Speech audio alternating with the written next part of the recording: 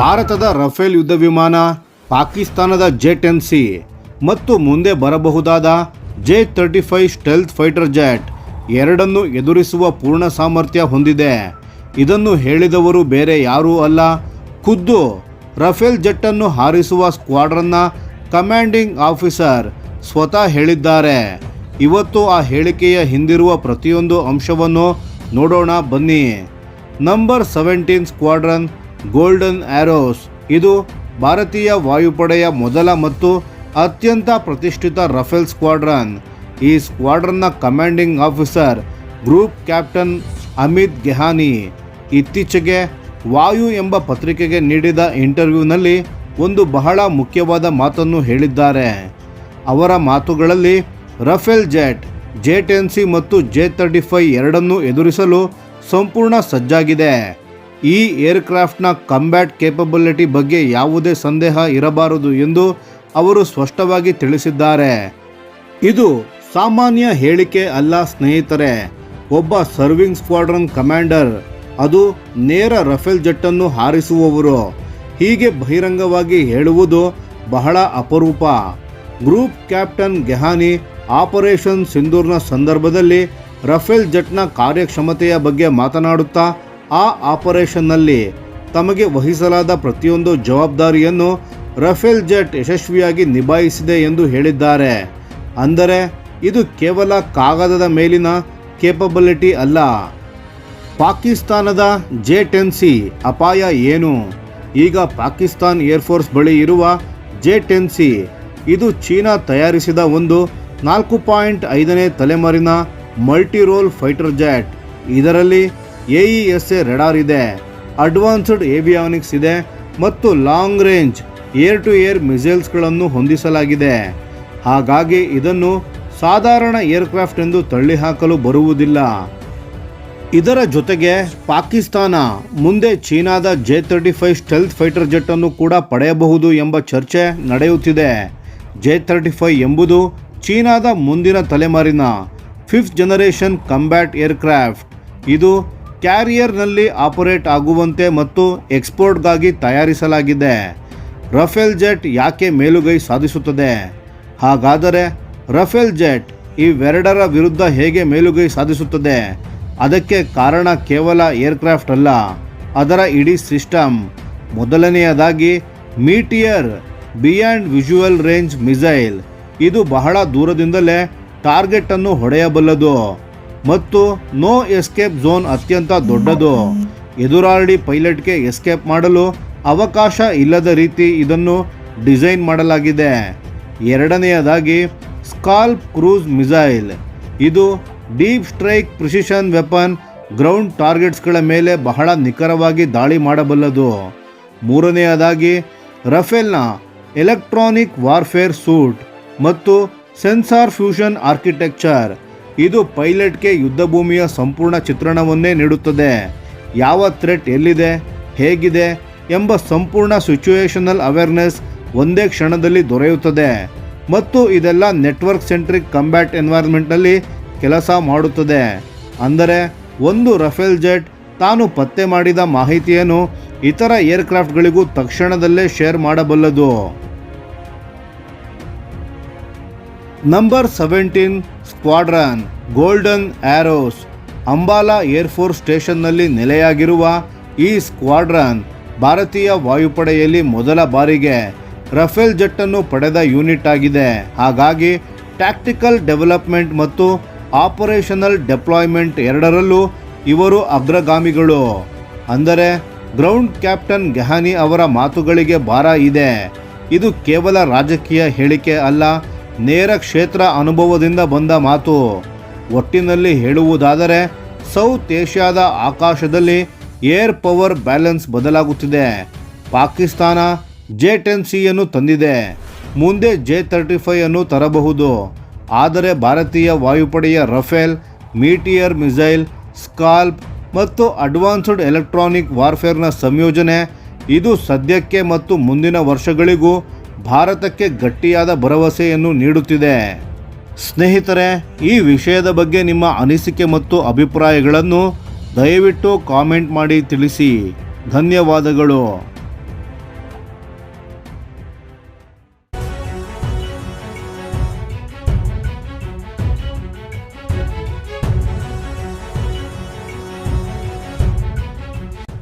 ಭಾರತದ ರಕ್ಷಣಾ ಉದ್ಯಮದಲ್ಲಿ ಇತಿಹಾಸ ಸೃಷ್ಟಿಯಾಗುತ್ತಿದೆ.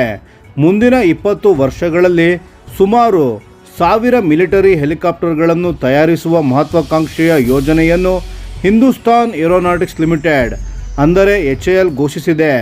ಇದು ಕೇವಲ ಒಂದು ಕಂಪನಿಯ ಯೋಜನೆ ಅಲ್ಲ, ಇದು ಭಾರತದ ಆತ್ಮನಿರ್ಭರ ಕನಸಿನ ನಿಜವಾದ ರೂಪ. ಈ ಯೋಜನೆಯ ಅಡಿಯಲ್ಲಿ 3 ರಿಂದ 15 ಟನ್ ತೂಕದ ಹೆಲಿಕಾಪ್ಟರ್ಗಳನ್ನು ತಯಾರಿಸಲಾಗುತ್ತದೆ ಮತ್ತು ಈ 20 ವರ್ಷಗಳ ಅವಧಿಯಲ್ಲಿ 4 ಲಕ್ಷ ಕೋಟಿಗೂ ಹೆಚ್ಚು ವ್ಯವಹಾರ ನಿರೀಕ್ಷಿಸಲಾಗಿದೆ.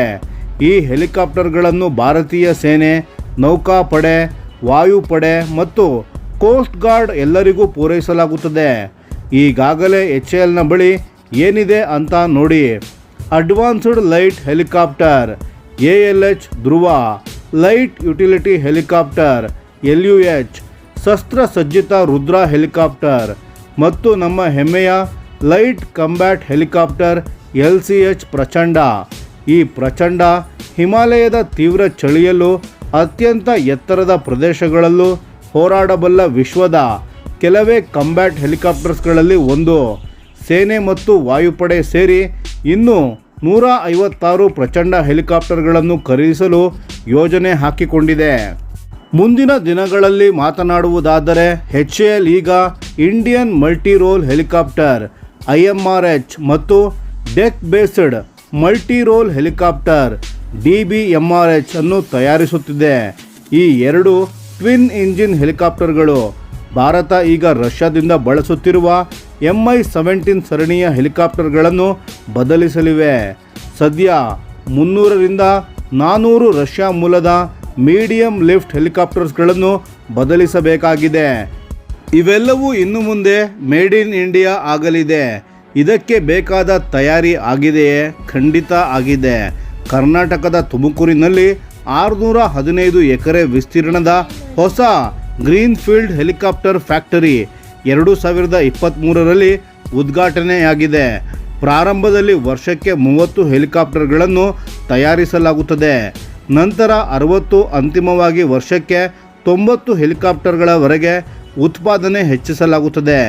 ಇದು ಕೇವಲ ಒಂದು ಕಾರ್ಖಾನೆ ಅಲ್ಲ, ಇದು ಭಾರತದ ರಕ್ಷಣಾ ಸ್ವಾವಲಂಬನೆಯ ಕೇಂದ್ರ. ತಂತ್ರಜ್ಞಾನದ ವಿಷಯದಲ್ಲೂ ಕೂಡ HAL ಹಿಂದೆ ಬಿದ್ದಿಲ್ಲ. IMRHಗಾಗಿ ಫ್ರಾನ್ಸ್ನ ಸಾಫ್ರಾನ್ ಗ್ರೂಪ್ ಜೊತೆ ಸೇರಿ ಅರಾವಳಿ ಇಂಜಿನನ್ನು ಅಭಿವೃದ್ಧಿಪಡಿಸಲಾಗುತ್ತಿದೆ. ಇದರಿಂದ ನಮ್ಮ ಹೆಲಿಕಾಪ್ಟರ್ಗಳು ಸ್ನೇಹಿತರೆ, ಇದರ ಪರಿಣಾಮ ಕೇವಲ ಸೇನೆಗೆ ಮಾತ್ರ ಸೀಮಿತವಲ್ಲ, ಸಾವಿರಾರು ಉದ್ಯೋಗಗಳು ಸೃಷ್ಟಿಯಾಗಲಿವೆ. ಆಮದು ವೆಚ್ಚ ಭಾರಿ ಪ್ರಮಾಣದಲ್ಲಿ ಕಡಿಮೆಯಾಗಲಿದೆ ಮತ್ತು ಭಾರತ ಜಾಗತಿಕ ಹೆಲಿಕಾಪ್ಟರ್ ಮ್ಯಾನುಫ್ಯಾಕ್ಚರಿಂಗ್ ಹಬ್ ಆಗುವ ಕನಸು ನನಸಾಗುತ್ತಿದೆ. ಮೇಡ್ ಇನ್ ಇಂಡಿಯಾ ಹೆಲಿಕಾಪ್ಟರ್ಗಳು ಹಿಮಾಲಯದ ಗಡಿಯಲ್ಲಿ ಹಾರಾಡುವ ದಿನ ದೂರವಿಲ್ಲ. ಸ್ನೇಹಿತರೆ, ಈ ವಿಷಯದ ಬಗ್ಗೆ ನಿಮ್ಮ ಅನಿಸಿಕೆ ಮತ್ತು ಅಭಿಪ್ರಾಯಗಳನ್ನು ದಯವಿಟ್ಟು ಕಾಮೆಂಟ್ ಮಾಡಿ ತಿಳಿಸಿ. ಧನ್ಯವಾದಗಳು.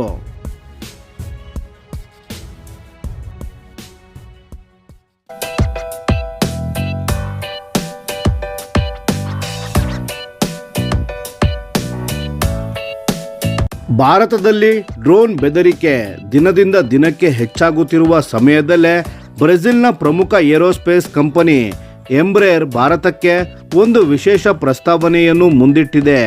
ಅದು ಏನೆಂದರೆ, ತನ್ನ ಯುದ್ಧ ಪರೀಕ್ಷಿತ A-29 ಸೂಪರ್ ಟುಕಾನೋ ಲೈಟ್ ಅಟ್ಯಾಕ್ ವಿಮಾನವನ್ನು ಭಾರತಕ್ಕೆ ಕಡಿಮೆ ವೆಚ್ಚದ ಕೌಂಟರ್ ಡ್ರೋನ್ ಪರಿಹಾರವಾಗಿ ನೀಡಲು ಮುಂದಾಗಿದೆ. ಸದ್ಯಕ್ಕೆ ಭಾರತೀಯ ಸಶಸ್ತ್ರ ಪಡೆಗಳ ಬಳಿ ಈ ರೀತಿಯ ವಿಮಾನಕ್ಕಾಗಿ ಯಾವುದೇ ಅಧಿಕೃತ ಬೇಡಿಕೆ ಇಲ್ಲ. ಆದರೆ ಭವಿಷ್ಯದ ಯುದ್ಧಭೂಮಿಯ ವಾಸ್ತವತೆಗಳು ಮತ್ತು ವೇಗವಾಗಿ ಹೆಚ್ಚುತ್ತಿರುವ ಡ್ರೋನ್ ಬೆದರಿಕೆಯನ್ನು ಗಮನಿಸಿದರೆ ಭಾರತಕ್ಕೆ ಈ ವೇದಿಕೆ ಉಪಯುಕ್ತವಾಗಬಹುದು ಎಂದು ಎಂಬ್ರೇರ್ ಕಂಪನಿ ನಂಬಿದೆ. A-29 ಸೂಪರ್ ಟುಕಾನೋ ವಿಶ್ವದ ಅತ್ಯಂತ ಯಶಸ್ವಿ ಲೈಟ್ ಅಟ್ಯಾಕ್ ಮತ್ತು ISR ಅಂದರೆ ಇಂಟೆಲಿಜೆನ್ಸ್, ಸರ್ವಿಲೆನ್ಸ್ ಹಾಗೂ ರೆಕಾನೋಸೆನ್ಸ್ ವಿಮಾನಗಳಲ್ಲಿ ಒಂದಾಗಿದೆ. ಇಂದು ಈ ವಿಮಾನವನ್ನು ವಿಶ್ವದ 22 ವಾಯುಪಡೆಗಳು ಬಳಸುತ್ತಿವೆ ಹಾಗೂ ಸುಮಾರು 20 ದೇಶಗಳಿಗೆ ರಫ್ತು ಮಾಡಲಾಗಿದೆ. ಲ್ಯಾಟಿನ್ ಅಮೆರಿಕಾದ ಕೌಂಟರ್ ಇನ್ಸರ್ಜೆನ್ಸಿ ಕಾರ್ಯಾಚರಣೆಗಳಿಂದ ಹಿಡಿದು ಗಡಿ ಭದ್ರತೆ ಮತ್ತು ಕಳ್ಳ ಸಾಗಣೆ ತಡೆ ಕಾರ್ಯಾಚರಣೆಗಳವರೆಗೆ ಹಲವು ವಿಭಿನ್ನ ಪರಿಸ್ಥಿತಿಗಳಲ್ಲಿ ಈ ವಿಮಾನ ತನ್ನ ಸಾಮರ್ಥ್ಯವನ್ನು ಸಾಬೀತುಪಡಿಸಿದೆ. ಇತ್ತೀಚಿನ ವರ್ಷಗಳಲ್ಲಿ ವಿಶ್ವದಾದ್ಯಂತ ಡ್ರೋನ್ಗಳ ಬಳಕೆ ಭಾರೀ ಪ್ರಮಾಣದಲ್ಲಿ ಹೆಚ್ಚಾಗಿದೆ.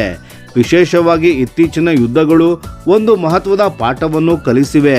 ಅತಿ ಕಡಿಮೆ ಬೆಲೆಯ ಡ್ರೋನ್ಗಳು ಸಹ ಸೇನಾ ನೆಲೆಗಳು, ಲಾಜಿಸ್ಟಿಕ್ಸ್ ಕೇಂದ್ರಗಳು, ವಾಯು ನೆಲೆಗಳು ಮತ್ತು ಪ್ರಮುಖ ಮೂಲ ಸೌಕರ್ಯಗಳಿಗೆ ಗಂಭೀರ ಅಪಾಯವನ್ನುಂಟು ಮಾಡಬಹುದು ಎಂಬುದು ಸ್ಪಷ್ಟವಾಗಿದೆ. ಇಂತಹ ಸಣ್ಣ ಡ್ರೋನ್ಗಳನ್ನು ಹೊಡೆದುರುಳಿಸಲು ಅನೇಕ ದೇಶಗಳು ದುಬಾರಿ ಯುದ್ಧ ವಿಮಾನಗಳು ಮತ್ತು ಅತ್ಯಾಧುನಿಕ ಕ್ಷಿಪಣಿಗಳನ್ನು ಬಳಸಬೇಕಾದ ಪರಿಸ್ಥಿತಿ ಎದುರಾಗಿದೆ. ಇದರಿಂದ ವೆಚ್ಚ ಮತ್ತು ಫಲಿತಾಂಶದ ಅನುಪಾತ ಅಸಮತೋಲನವಾಗುತ್ತಿವೆ. ಈ ಸಮಸ್ಯೆಗೆ ಪರಿಹಾರವಾಗಿ A-29 ಸೂಪರ್ ಟುಕಾನೋ ಅತ್ಯಂತ ಕಡಿಮೆ ವೆಚ್ಚದ ಆಯ್ಕೆಯಾಗಿದೆ ಎಂದು ಎಂಬ್ರೇರ್ ಡಿಫೆನ್ಸ್ ಅಂಡ್ ಸೆಕ್ಯುರಿಟಿಯ ಅಧ್ಯಕ್ಷರಾದ ಹಾಗೂ CEO Bosco da Costa junior Neto ಹೇಳಿದ್ದಾರೆ. ಅವರ ಪ್ರಕಾರ A-29 ಕೇವಲ ಡ್ರೋನ್ಗಳನ್ನು ಎದುರಿಸುವುದಷ್ಟೇ ಅಲ್ಲ, close air support, armoured reconnaissance, advanced training ಸೇರಿದಂತೆ ಹಲವು ಕಾರ್ಯಾಚರಣೆಗಳನ್ನು ನಿರ್ವಹಿಸಬಲ್ಲ ಬಹುಮುಖಿ ವೇದಿಕೆಯಾಗಿದೆ. ಹಾಗಾದರೆ ಈ ವಿಮಾನ ಡ್ರೋನ್ಗಳನ್ನು ಹೇಗೆ ಹೊಡೆದುರುಳಿಸುತ್ತದೆ? ಬನ್ನಿ ನೋಡೋಣ.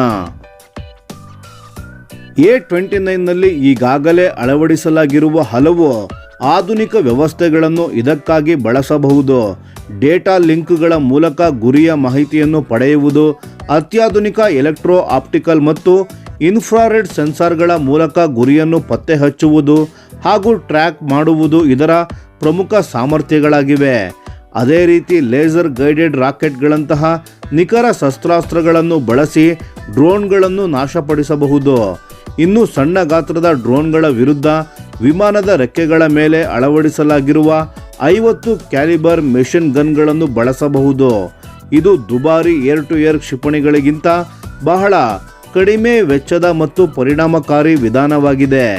ಎಂಬ್ರೇರ್ ಕಂಪನಿ ಹೇಳುವ ಪ್ರಕಾರ ಈಗಾಗಲೇ A-29 ಬಳಸುತ್ತಿರುವ ದೇಶಗಳು ಯಾವುದೇ ಹೊಸ ವಿಶೇಷ ವಿಮಾನಗಳನ್ನು ಖರೀದಿಸದೆ ಇದೇ ವೇದಿಕೆಯನ್ನು ತ್ವರಿತವಾಗಿ ಆಂಟಿ ಡ್ರೋನ್ ಪಾತ್ರಕ್ಕೆ ಪರಿವರ್ತಿಸಬಹುದು. ಭಾರತದ ದೃಷ್ಟಿಯಿಂದ ನೋಡಿದರೆ ಈ ಸಾಮರ್ಥ್ಯಗಳು ಹಲವು ಭದ್ರತಾ ಪರಿಸ್ಥಿತಿಗಳಲ್ಲಿ ಉಪಯುಕ್ತವಾಗಬಹುದು. ಸೂಕ್ಷ್ಮ ಗಡಿ ಪ್ರದೇಶಗಳಲ್ಲಿ ನಿರಂತರ ಡ್ರೋನ್ ನುಸುಳುವಿಕೆ, ಕಡಿಮೆ ವೆಚ್ಚದ ಮಾನವರಹಿತ ಬೆದರಿಕೆಗಳು ಮತ್ತು ದೀರ್ಘಕಾಲದ ವಾಯು ಸರ್ವೆಲೆನ್ಸ್ ಅಗತ್ಯತೆಗಳು ಭಾರತದ ರಕ್ಷಣಾ ಯೋಜನೆಗಳಲ್ಲಿ ಪ್ರಮುಖ ವಿಷಯಗಳಾಗಿವೆ. A-29 ದೀರ್ಘಕಾಲ ಗಾಳಿಯಲ್ಲಿ ಉಳಿಯಬಲ್ಲದು. ಜೊತೆಗೆ ಇದು ಮುಂಚೂಣಿ ಯುದ್ಧ ವಿಮಾನಗಳಿಗಿಂತ ಬಹಳ ಕಡಿಮೆ ವೆಚ್ಚದಲ್ಲಿ ಕಾರ್ಯಾಚರಣೆ ನಡೆಸಬಲ್ಲದು. ಆದ್ದರಿಂದ ಗಡಿ ನಿರ್ವಹಣೆ, ತಾಯ್ನಾಡಿನ ಭದ್ರತೆ ಹಾಗೂ ನಿರಂತರ ಮೇಲ್ವಿಚಾರಣೆಯಂತಹ ಕಾರ್ಯಗಳಿಗೆ ಇದು ಆಕರ್ಷಕ ಆಯ್ಕೆಯಾಗಬಹುದು. ಇದರ ಮತ್ತೊಂದು ಪ್ರಮುಖ ವಿಶೇಷತೆ ಎಂದರೆ ಬಹುಮುಖ ಸಾಮರ್ಥ್ಯ. A-29 close air support, armoured reconnaissance, forward air control, pilot ತರಬೇತಿ, ಗುಪ್ತಚರ ಮಾಹಿತಿ ಸಂಗ್ರಹಣೆ ಮತ್ತು ಕೌಂಟರ್ ಇನ್ಸರ್ಜೆನ್ಸಿ ಕಾರ್ಯಾಚರಣೆಗಳನ್ನು ನಿರ್ವಹಿಸಬಲ್ಲದು. ಇದರ ಗಟ್ಟಿಮುಟ್ಟಾದ ವಿನ್ಯಾಸದಿಂದಾಗಿ ಸಂಪೂರ್ಣ ಅಭಿವೃದ್ಧಿಗೊಂಡ ವಾಯುನೆಲೆಗಳ ಅಗತ್ಯವಿಲ್ಲ. ಅರೆ ಸಿದ್ಧಗೊಂಡ ಏರ್ ಸ್ಟ್ರಿಪ್ಗಳು ಮತ್ತು ಕಠಿಣ ಪರಿಸ್ಥಿತಿಗಳಿಂದಲೂ ಕಾರ್ಯಾಚರಣೆ ನಡೆಸಬಹುದು. ಇದೇ ಕಾರಣದಿಂದ ಅನೇಕ ದೇಶಗಳ ವಾಯುಪಡೆಗಳು ಈ ವಿಮಾನವನ್ನು ಆಯ್ಕೆ ಮಾಡಿಕೊಂಡಿವೆ.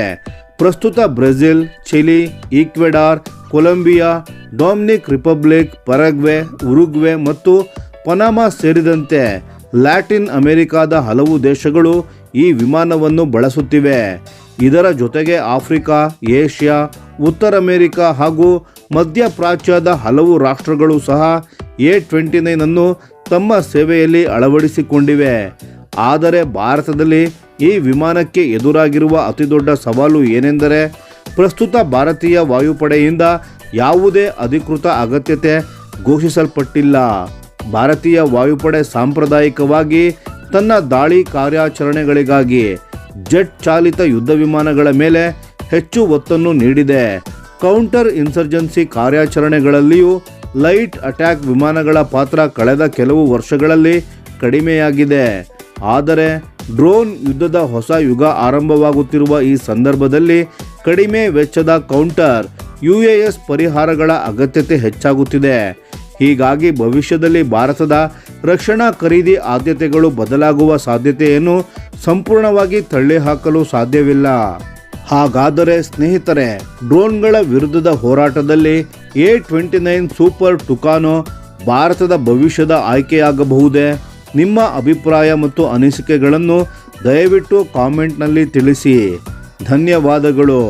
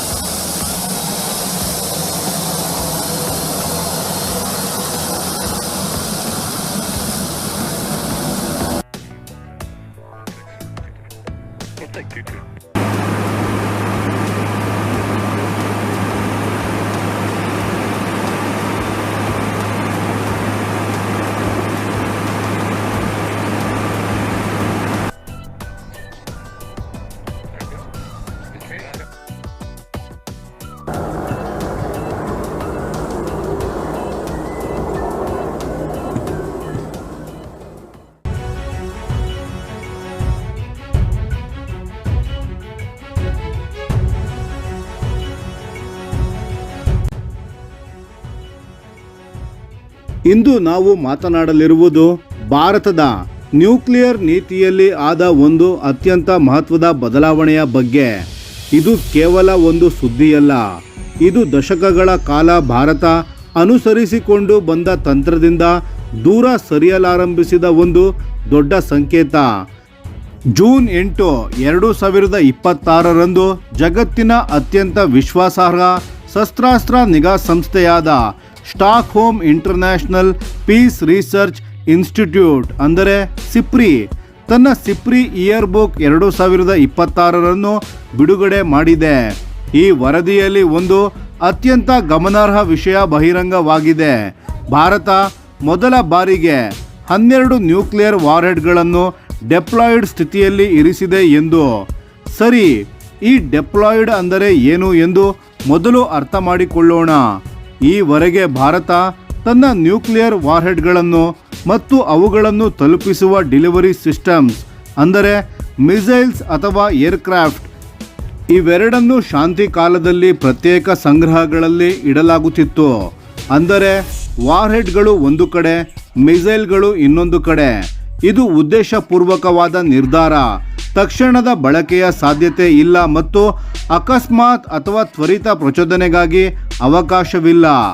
ಆದರೆ ಈಗ ಸಿಪ್ರಿ ಹೇಳುತ್ತಿರುವುದೇನೆಂದರೆ ಆ 12 ವಾರ್ಹೆಡ್ಗಳನ್ನು ಮಿಸೈಲ್ಗೆ ಜೋಡಿಸಲಾಗಿದೆ ಅಥವಾ ಆಪರೇಷನಲ್ ಫೋರ್ಸಸ್ ಇರುವ ಸೇನಾ ನೆಲೆಗಳಲ್ಲಿ ಇರಿಸಲಾಗಿದೆ ಎಂದು.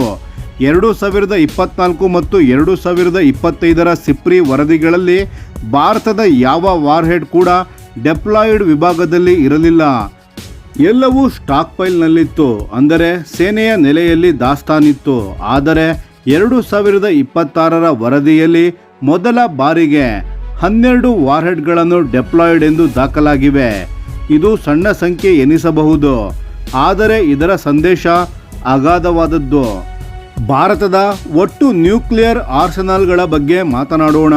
2024ರಲ್ಲಿ 172, 2025ರಲ್ಲಿ 180 ಇದ್ದ ವಾರ್ಹೆಡ್ಗಳ ಸಂಖ್ಯೆ ಈಗ ಜನವರಿ 2026 ಹೊತ್ತಿಗೆ ಸುಮಾರು 190ಕ್ಕೆ ಏರಿದೆ. ಭಾರತ ತನ್ನ ನ್ಯೂಕ್ಲಿಯರ್ ಟ್ರಯಡ್ ಅನ್ನು ಮತ್ತಷ್ಟು ಪ್ರಬಲಗೊಳಿಸುತ್ತಿದೆ. ಏರ್ಕ್ರಾಫ್ಟ್, ಲ್ಯಾಂಡ್ ಬೇಸ್ಡ್ ಮಿಸೈಲ್ಸ್ ಮತ್ತು ಬ್ಯಾಲಿಸ್ಟಿಕ್ ಮಿಸೈಲ್ಸ್ ಸಬ್ಮೆರಿನ್ಸ್ ಅಂದರೆ SSBN ಈ 3 ವಿಭಾಗಗಳಲ್ಲಿ ನ್ಯೂಕ್ಲಿಯರ್ ಸಾಮರ್ಥ್ಯ ಹೊಂದಿರುವ ದೇಶ ಎಂದರ್ಥ.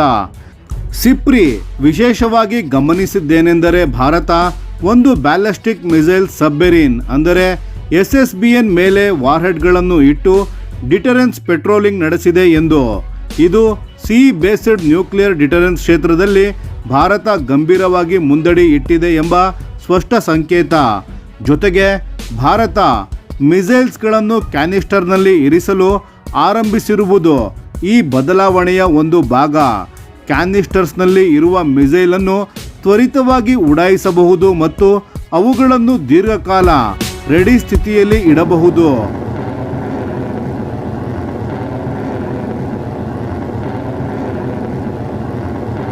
ಇದನ್ನು ಭಾರತ ಯಾಕೆ ಮಾಡುತ್ತಿದೆ ಎಂದು ಯೋಚಿಸೋಣ.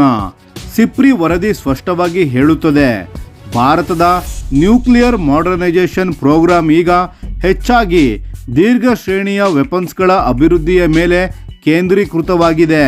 ಈ ಲಾಂಗರ್ ರೇಂಜ್ ವೆಪನ್ಸ್ಗಳು ಚೀನಾದ ಗುರಿಗಳನ್ನು ತಲುಪಬಲ್ಲ ಶಕ್ತಿ ಹೊಂದಿರಬೇಕು ಎಂಬ ಉದ್ದೇಶ ಸ್ಪಷ್ಟವಾಗಿ ಕಾಣುತ್ತಿದೆ.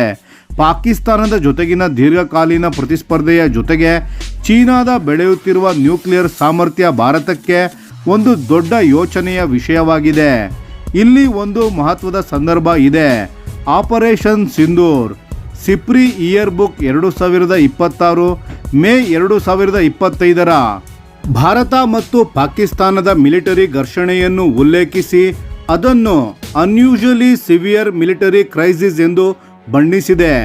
ಆ ಸಂಘರ್ಷದ ಸಮಯದಲ್ಲಿ ಭಾರತ ಪಾಕಿಸ್ತಾನದ ಕೆಲ ಏರ್ ಬೇಸ್ ಮತ್ತು ಮಿಸೈಲ್ ಬೇಸ್ಗಳ ಮೇಲೆ ದಾಳಿ ನಡೆಸಿತು. ಈ ಬೇಸ್ಗಳು ನ್ಯೂಕ್ಲಿಯರ್ ರಿಲೇಟೆಡ್ ರೋಲ್ಸ್ಗಳನ್ನು ಹೊಂದಿರುವ ಸಾಧ್ಯತೆ ಇದೆ ಎಂದು ಸಿಪ್ರಿ ಹೇಳಿದೆ. ಇಷ್ಟು ತೀವ್ರ ಉದ್ವಿಗ್ನ ಸ್ಥಿತಿಯಲ್ಲೂ ಎರಡೂ ದೇಶಗಳು ಮತ್ತಷ್ಟು ಉಲ್ಬಣಗೊಳ್ಳದಂತೆ ಎಚ್ಚರ ವಹಿಸಿದ್ದು ಗಮನಾರ್ಹ. ಅಲ್ಲದೆ ಆಪರೇಷನ್ ಸಿಂಧೂರ್ ಸಮಯದಲ್ಲಿ ಭಾರತ ಮತ್ತು ಪಾಕಿಸ್ತಾನ ಮೊದಲ ಬಾರಿಗೆ ಆಕ್ಟಿವ್ ಮಿಲಿಟರಿ ಕಾನ್ಫ್ಲಿಕ್ಟ್ನಲ್ಲಿ ಸೈಬರ್ ಆಪರೇಷನ್ಸ್ಗಳನ್ನು ಸಂಯೋಜಿಸಿ ಬಳಸಿದ್ದು ಕೂಡ ವರದಿಯಲ್ಲಿ ದಾಖಲಾಗಿದೆ. ಭಾರತದ ರಕ್ಷಣಾ ಖರ್ಚಿನ ವಿಷಯಕ್ಕೆ ಬರೋಣ. 2025ರಲ್ಲಿ ಭಾರತ $92.1 ಬಿಲಿಯನ್ ರಕ್ಷಣಾ ವೆಚ್ಚವನ್ನು ಮಾಡಿದ್ದು, ಇದು ಹಿಂದಿನ ವರ್ಷಕ್ಕಿಂತ %8.9 ಹೆಚ್ಚು. ಅಮೆರಿಕ, ಚೀನಾ, ರಷ್ಯಾ ಮತ್ತು ಜರ್ಮನಿ ನಂತರ ಭಾರತ ವಿಶ್ವದ 5ನೇ ಅತಿದೊಡ್ಡ ಮಿಲಿಟರಿ ಸ್ಪೆಂಡರ್ ಆಗಿದೆ. ಜೊತೆಗೆ 2021ರಿಂದ 25 ಅವಧಿಯಲ್ಲಿ ಭಾರತ ಜಾಗತಿಕ ಆರ್ಮ್ಸ್ ಇಂಪೋರ್ಟ್ಸ್ನಲ್ಲಿ %8.2 ಪಾಲನ್ನು ಹೊಂದಿದ್ದು ವಿಶ್ವದ 2ನೇ ಅತಿದೊಡ್ಡ ಆರ್ಮ್ಸ್ ಇಂಪೋರ್ಟರ್ ದೇಶವಾಗಿ ಉಳಿದಿದೆ. ಇದೆಲ್ಲದರ ನಡುವೆ ಭಾರತದ ನೋ ಫಸ್ಟ್ ಯೂಸ್ ನೀತಿ ಮಾತ್ರ ಬದಲಾಗಿಲ್ಲ. ಭಾರತ ಮೊದಲು ನ್ಯೂಕ್ಲಿಯರ್ ದಾಳಿಯನ್ನು ಮಾಡುವುದಿಲ್ಲ ಎಂಬ ತತ್ವವನ್ನು ಇನ್ನೂ ಜಾರಿಯಲ್ಲಿರಿಸಿದೆ. ನ್ಯೂಕ್ಲಿಯರ್ ವೆಪನ್ಸ್ ಕೇವಲ ಶತ್ರು ನ್ಯೂಕ್ಲಿಯರ್ ದಾಳಿಗೆ ಪ್ರತ್ಯುತ್ತರ ನೀಡಲು ಮಾತ್ರ ಬಳಸಲಾಗುತ್ತದೆ ಎಂಬ ನಿಲುವು ಸ್ಥಿರವಾಗಿದೆ. ಭಾರತ ಆರ್ಮ್ಸ್ ರೇಸ್ಗೆ ಇಳಿಯುತ್ತಿಲ್ಲ, ಆದರೆ ತನ್ನ ಡಿಟರೆನ್ಸ್ ಅನ್ನು ಮಾತ್ರ ಹೆಚ್ಚು ವಿಶ್ವಾಸಾರ್ಹ ಮತ್ತು ಪ್ರಬಲಗೊಳಿಸುತ್ತಿದೆ. ಜಾಗತಿಕ ನ್ಯೂಕ್ಲಿಯರ್ ಚಿತ್ರಣವನ್ನು ನೋಡಿದರೆ ಜನವರಿ 2026 ಹೊತ್ತಿಗೆ ವಿಶ್ವದ 9 ನ್ಯೂಕ್ಲಿಯರ್ ಆರ್ಮ್ಡ್ ದೇಶಗಳ ಬಳಿ ಒಟ್ಟು 12,187 ನ್ಯೂಕ್ಲಿಯರ್ ವಾರ್ಹೆಡ್ಗಳು ಇವೆ. ಈ 9 ದೇಶಗಳೆಂದರೆ America, Russia, Britain, France, China, Bharat, Pakistan, ಉತ್ತರ ಕೊರಿಯಾ ಮತ್ತು ಇಸ್ರೇಲ್. ಇದರಲ್ಲಿ ಸುಮಾರು 9,745 ವಾರ್ಹೆಡ್ಗಳು ಸಕ್ರಿಯ ಮಿಲಿಟರಿ ಸ್ಟಾಕ್ ಪೈಲ್ನಲ್ಲಿವೆ. ಸುಮಾರು 4,000ಕ್ಕೂ ಹೆಚ್ಚು ವಾರ್ಹೆಡ್ ಮಿಸೈಲ್ಗಳು ಮತ್ತು ಏರ್ಕ್ರಾಫ್ಟ್ಗಳ ಮೇಲೆ ಡೆಪ್ಲಾಯ್ಡ್ ಆಗಿವೆ. ಅದರಲ್ಲಿ 2,100ರಿಂದ 2,200 ವಾರ್ಹೆಡ್ಗಳು ಹೈ ಆಪರೇಷನಲ್ ಅಲರ್ಟ್ ಸ್ಥಿತಿಯಲ್ಲಿ ಬ್ಯಾಲಿಸ್ಟಿಕ್ ಮಿಸೈಲ್ಗಳಲ್ಲಿ ಅಳವಡಿಸಲಾಗಿದೆ. ಅಂದರೆ ಅತ್ಯಂತ ಕಡಿಮೆ ಸಮಯದಲ್ಲಿ ಉಡಾಯಿಸಬಲ್ಲ ಸ್ಥಿತಿಯಲ್ಲಿವೆ.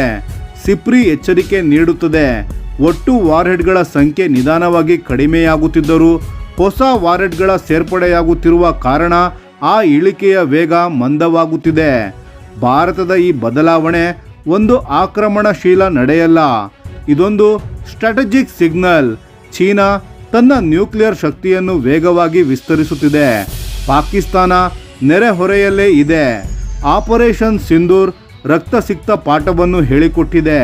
ಈ ಸನ್ನಿವೇಶದಲ್ಲಿ ಭಾರತ ತನ್ನ ನ್ಯೂಕ್ಲಿಯರ್ ಡಿಟರೆನ್ಸ್ ಅನ್ನು ಕೇವಲ ಕಾಗದದ ಮೇಲಷ್ಟೇ ಇಡದೆ ನಿಜಾರ್ಥದಲ್ಲಿ ಕ್ರೆಡಿಬಲ್ ಮತ್ತು ರೆಡಿಯಾಗಿ ಮಾಡಲು ಮುಂದಿದೆ.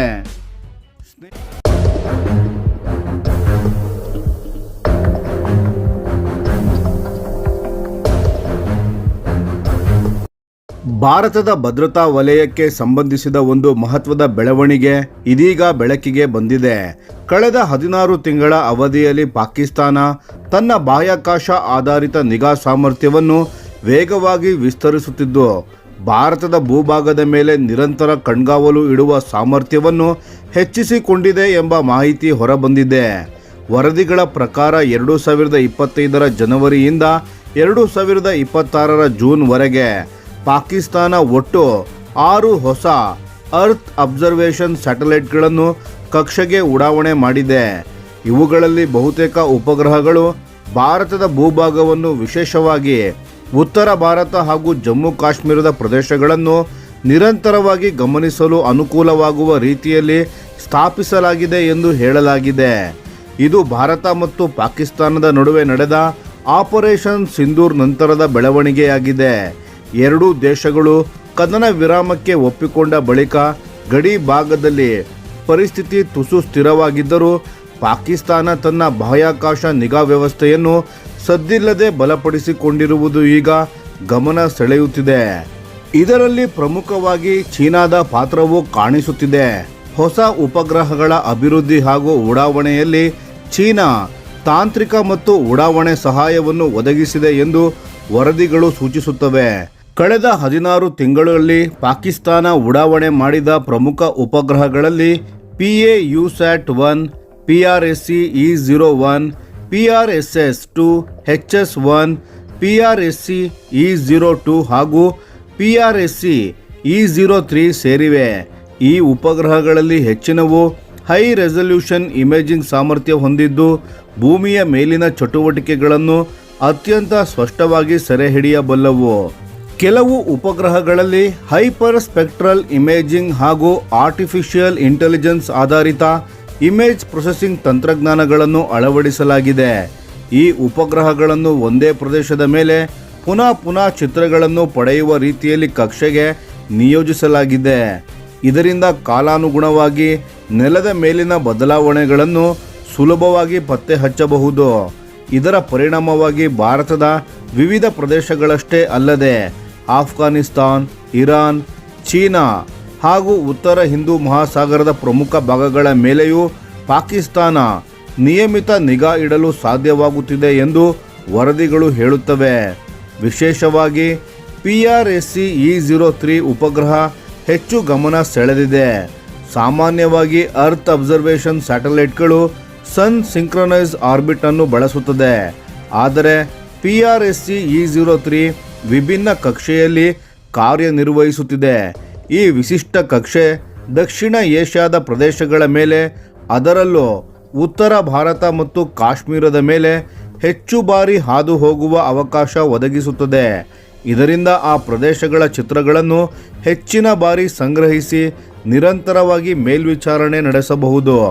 ಪಾಕಿಸ್ತಾನ ಈ ಉಪಗ್ರಹಗಳನ್ನು ಕೃಷಿ, ವಿಪತ್ತು ನಿರ್ವಹಣೆ ಹಾಗೂ ನೈಸರ್ಗಿಕ ಸಂಪನ್ಮೂಲಗಳ ಮೇಲ್ವಿಚಾರಣೆಯಂತಹ ನಾಗರಿಕ ಉದ್ದೇಶಗಳಿಗಾಗಿ ಬಳಸಲಾಗುತ್ತಿದೆ ಎಂದು ಹೇಳುತ್ತಿದೆ. ಆದರೆ ಇಂದಿನ ಆಧುನಿಕ ಅರ್ತ್ ಅಬ್ಸರ್ವೇಷನ್ ಸ್ಯಾಟಲೈಟ್ಸ್ಗಳಿಗೆ ಡ್ಯುಯಲ್ ಯೂಸ್ ಸಾಮರ್ಥ್ಯವಿದೆ ಎಂಬುದನ್ನು ತಜ್ಞರು ನೆನಪಿಸುತ್ತಾರೆ. ಅಂದರೆ ಇದೇ ತಂತ್ರಜ್ಞಾನವನ್ನು ಸೈನಿಕ ನೆಲೆಗಳು, ಮೂಲ ಸೌಕರ್ಯಗಳ ಬದಲಾವಣೆಗಳು, ಸೇನಾ ಚಲನವಲನಗಳು ಹಾಗೂ ನೌಕಾಪಡೆಯ ಚಟುವಟಿಕೆಗಳನ್ನು ಗಮನಿಸಲು ಸಹ ಬಳಸಬಹುದು. ಇಂತಹ ತಂತ್ರಜ್ಞಾನಗಳನ್ನು ಇಂದು ವಿಶ್ವದ ಅನೇಕ ರಾಷ್ಟ್ರಗಳು ನಾಗರಿಕ ಹಾಗೂ ಸೈನಿಕ ಉದ್ದೇಶಗಳಿಗಾಗಿ ಸಮಾನವಾಗಿ ಬಳಸುತ್ತಿವೆ. ಇನ್ನೊಂದೆಡೆ ಇದೇ ಅವಧಿಯಲ್ಲಿ ಭಾರತದ ಕೆಲವು ಪ್ರಮುಖ ಬಾಹ್ಯಾಕಾಶ ಯೋಜನೆಗಳು ಹಿನ್ನಡೆ ಅನುಭವಿಸಿವೆ. 2025 ಮತ್ತು 2026ರ ಅವಧಿಯಲ್ಲಿ ನಡೆದ EOS-N1, EOS-09 ಹಾಗೂ ನಾವಿಕ್ NVS-02 ಸೇರಿದಂತೆ ಕೆಲವು ಪ್ರಮುಖ ಮಿಷನ್ಗಳು ನಿರೀಕ್ಷಿತ ಯಶಸ್ಸನ್ನು ಸಾಧಿಸಲು ವಿಫಲವಾದವು. ಇದು ಭಾರತದ ಬಾಹ್ಯಾಕಾಶ ಆಧಾರಿತ ನಿಗಾ ಸಾಮರ್ಥ್ಯಕ್ಕೆ ಸವಾಲಾಗಿ ಪರಿಣಮಿಸಿದೆ ಎಂದು ವಿಶ್ಲೇಷಕರು ಅಭಿಪ್ರಾಯ ಪಡುತ್ತಾರೆ. ಇಂದಿನ ಆಧುನಿಕ ಯುದ್ಧತಂತ್ರದಲ್ಲಿ ಸ್ಪೇಸ್ ಬೇಸ್ಡ್ ಸರ್ವಿಲೆನ್ಸ್ ಅತ್ಯಂತ ಮಹತ್ವದ ಪಾತ್ರ ವಹಿಸುತ್ತಿದೆ. ಶತ್ರು ರಾಷ್ಟ್ರಗಳ ಚಟುವಟಿಕೆಗಳನ್ನು ನಿರಂತರವಾಗಿ ಗಮನಿಸಲು ಹಾಗೂ ತ್ವರಿತ ಮಾಹಿತಿಯನ್ನು ಸಂಗ್ರಹಿಸಲು ಉಪಗ್ರಹಗಳ ಪಾತ್ರ ದಿನದಿಂದ ದಿನಕ್ಕೆ ಹೆಚ್ಚುತ್ತಿದೆ. ಆದ್ದರಿಂದ ಪ್ರಾದೇಶಿಕ ಭದ್ರತಾ ಸ್ಪರ್ಧೆಯಲ್ಲಿ ತನ್ನ ಮುನ್ನಡೆಯನ್ನು ಉಳಿಸಿಕೊಳ್ಳಲು ಭಾರತ ತನ್ನ ಅರ್ತ್ ಅಬ್ಸರ್ವೇಷನ್ ಸ್ಯಾಟಲೈಟ್ಸ್, ರಿಕಾನೆಸೆನ್ಸ್ ಸಿಸ್ಟಮ್ ಹಾಗೂ ಸ್ಪೇಸ್ ಬೇಸ್ಡ್ ಇಂಟೆಲಿಜೆನ್ಸ್ ಸಾಮರ್ಥ್ಯಗಳನ್ನು ಇನ್ನಷ್ಟು ಬಲಪಡಿಸಬೇಕಾಗಿದೆ ಎಂದು ತಜ್ಞರು ಅಭಿಪ್ರಾಯ ಪಡುತ್ತಾರೆ. ಒಟ್ಟಾರೆ ನೋಡಿದರೆ ಪಾಕಿಸ್ತಾನದ ಈ ವೇಗದ ಉಪಗ್ರಹ ವಿಸ್ತರಣೆ ಕಾರ್ಯಕ್ರಮವು ದಕ್ಷಿಣ ಏಷ್ಯಾದ ಭದ್ರತಾ ಸಮೀಕರಣಗಳಲ್ಲಿ ಬಾಹ್ಯಾಕಾಶ ತಂತ್ರಜ್ಞಾನದ ಪಾತ್ರ ಎಷ್ಟು ಮಹತ್ವ ಪಡೆದುಕೊಂಡಿದೆ ಎಂಬುದನ್ನು ಮತ್ತೊಮ್ಮೆ ಸಾಬೀತುಪಡಿಸಿದೆ. ಮುಂದಿನ ದಿನಗಳಲ್ಲಿ ಭಾರತ ಮತ್ತು ಪಾಕಿಸ್ತಾನದ ನಡುವಿನ ಭದ್ರತಾ ಸ್ಪರ್ಧೆ ಭೂಮಿಯ ಮೇಲಷ್ಟೇ ಅಲ್ಲ, ಬಾಹ್ಯಾಕಾಶದಲ್ಲಿಯೂ ಮತ್ತಷ್ಟು ತೀವ್ರಗೊಳ್ಳುವ ಸಾಧ್ಯತೆ ಇದೆ. ಇದರ ಜೊತೆಗೆ ಭಾರತ ಹೊಂದಿರುವ ಆಂಟಿ ಸ್ಯಾಟಲೈಟ್ ವೆಪನ್ ಸಾಮರ್ಥ್ಯದ ಬಗ್ಗೆ ಕೂಡ ಒಂದು ಪ್ರಮುಖ ವಿಚಾರವನ್ನು ಗಮನಿಸಬೇಕು. ಪಾಕಿಸ್ತಾನ ತನ್ನ ಅರ್ತ್ ಅಬ್ಸರ್ವೇಷನ್ ಸ್ಯಾಟಲೈಟ್ಸ್ನ ಮೂಲಕ ನಿಗಾ ಸಾಮರ್ಥ್ಯವನ್ನು ಹೆಚ್ಚಿಸಿಕೊಳ್ಳುತ್ತಿರುವ ಸಂದರ್ಭದಲ್ಲಿ ಭಾರತ ಈಗಾಗಲೇ ಬಾಹ್ಯಾಕಾಶ ರಕ್ಷಣಾ ಕ್ಷೇತ್ರದಲ್ಲಿ ಮಹತ್ವದ ಸಾಧನೆ ಮಾಡಿರುವ ರಾಷ್ಟ್ರವಾಗಿದೆ. 2019 ಮಾರ್ಚ್ 27ರಂದು ಭಾರತ ಮಿಷನ್ ಶಕ್ತಿ ಕಾರ್ಯಾಚರಣೆಯನ್ನು ಯಶಸ್ವಿಯಾಗಿ ನಡೆಸಿತ್ತು. ಈ ಕಾರ್ಯಾಚರಣೆಯಲ್ಲಿ ಭಾರತೀಯ ರಕ್ಷಣಾ ಸಂಶೋಧನಾ ಸಂಸ್ಥೆ DRDO ಅಭಿವೃದ್ಧಿಪಡಿಸಿದ ಆಂಟಿ ಸ್ಯಾಟಲೈಟ್ ಮಿಸೈಲ್ ಬಳಸಿ ಲೋ ಅರ್ತ್ ಆರ್ಬಿಟ್ನಲ್ಲಿ ಕಾರ್ಯನಿರ್ವಹಿಸುತ್ತಿದ್ದ ಭಾರತೀಯ ಉಪಗ್ರಹವೊಂದನ್ನು ನಿಖರವಾಗಿ ಹೊಡೆದುರುಳಿಸಲಾಯಿತು. ಈ ಸಾಧನೆಯೊಂದಿಗೆ ಭಾರತ, ಅಮೆರಿಕ, ರಷ್ಯಾ ಮತ್ತು ಚೀನಾ ನಂತರ ಆಂಟಿ ಸ್ಯಾಟಲೈಟ್ ವೆಪನ್ ಅಥವಾ ಎಸ್ಯಾಟ್ ಕೇಪಬಿಲಿಟಿ ಹೊಂದಿರುವ ವಿಶ್ವದ 4ನೇ ರಾಷ್ಟ್ರವಾಯಿತು. ಎಸ್ಯಾಟ್ ವ್ಯವಸ್ಥೆಯ ಪ್ರಮುಖ ಉದ್ದೇಶವೆಂದರೆ ಯುದ್ಧ ಅಥವಾ ರಾಷ್ಟ್ರೀಯ ಭದ್ರತಾ ಪರಿಸ್ಥಿತಿಯಲ್ಲಿ ಶತ್ರು ರಾಷ್ಟ್ರಗಳ ಉಪಗ್ರಹಗಳನ್ನು ನಿಷ್ಕ್ರಿಯಗೊಳಿಸುವುದು ಅಥವಾ ಧ್ವಂಸಗೊಳಿಸುವುದು.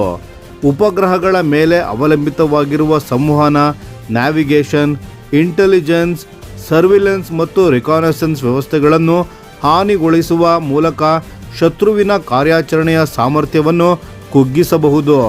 ಅಂದರೆ ಪಾಕಿಸ್ತಾನದ ಉಪಗ್ರಹ ಜಾಲ ವಿಸ್ತರಣೆಯು ಭಾರತದ ಭದ್ರತಾ ವಲಯಕ್ಕೆ ಗಮನಾರ್ಹ ಬೆಳವಣಿಗೆಯಾದರೂ ಭಾರತ ಈಗಾಗಲೇ ಆಂಟಿ ಸ್ಯಾಟಲೈಟ್ ವಾರ್ಫೇರ್ ಕ್ಷೇತ್ರದಲ್ಲಿ ತನ್ನ ಸಾಮರ್ಥ್ಯವನ್ನು ಪ್ರದರ್ಶಿಸಿರುವುದನ್ನು ಮರೆಯಬಾರದು.